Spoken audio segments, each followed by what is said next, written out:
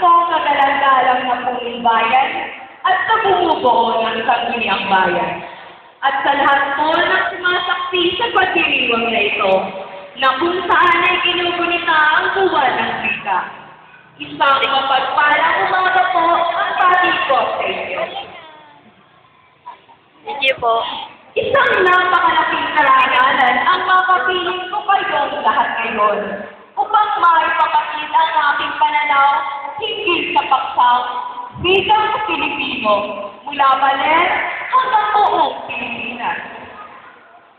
Sino nga ang mamamayan ang walang kinalaman sa panahong nilulupit ang ating bayan?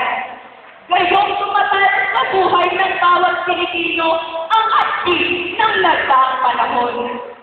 Bukas sa paningin ng mga dayuhang pagduktot sa katwiran at kahaman sa kapangyarihan. Nagsimula ang sumapantayang pasahin. Buhat sa dapos ng taligalang yumurang at sumira sa kalayaan ng bayan at ng mamamayan. Pagsakot na nagpaalam sa mga Pilipinong walang sariling pagkakakilanlan at aninay palaboy sa sariling bayan. Ang pagkamkam sa kalayaan at pagwasak sa pedestal ng Pilipinong pagkakakilanlan. Hindi naman lamang ay may simbolo na mga kaganapang nagbunsod sa pagtataguyod ng kasarinlan.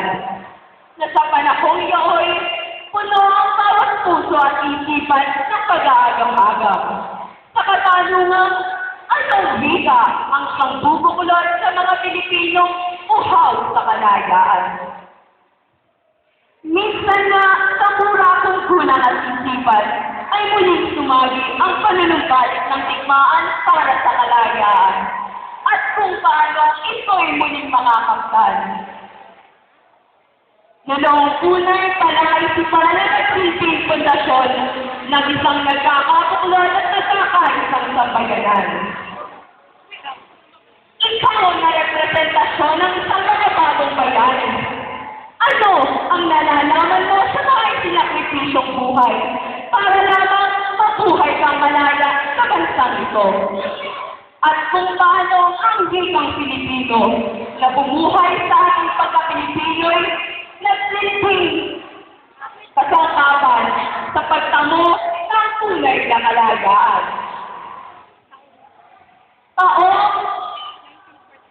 Taong 1946 sa katauhan ng isang mga bayang pinuno, Manuel Luis Quezon, muli nilang pinag-aralap ang sinuha ng kalayaan at identidad ng Pilipinong pagkamamamayan.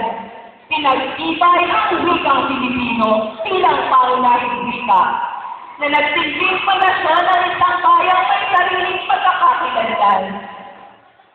Subalit sa pagdaan ng panahon, sa kabila ng mga tupong dumanak sa kamay ng mapaliin na mga dayuhan, mga isinakripisyong buhay, mga bayani po ang puso ay pinaglaban ng kalayaan at lamang ang kasarilan.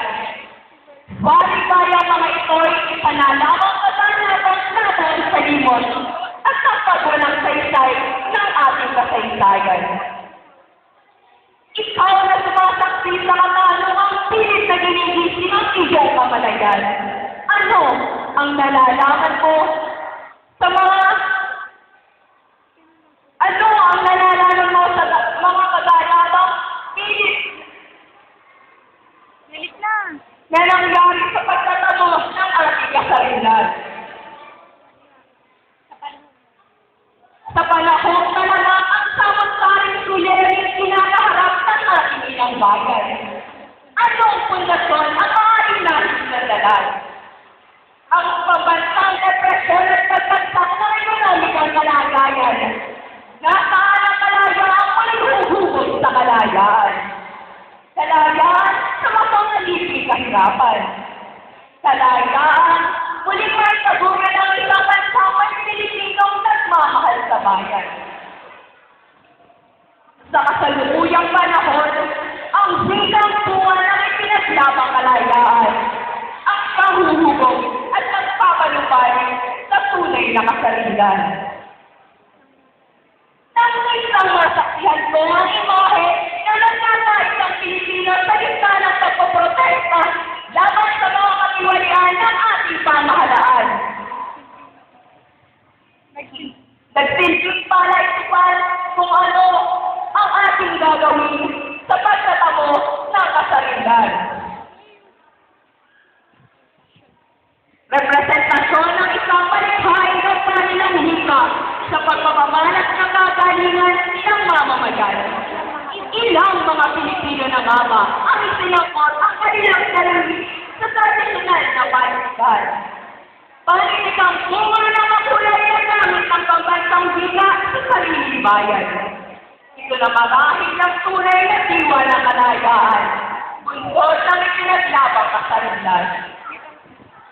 Bilang Pilipino, mula Baler hanggang buong Pilipinas, at bakit mula Baler?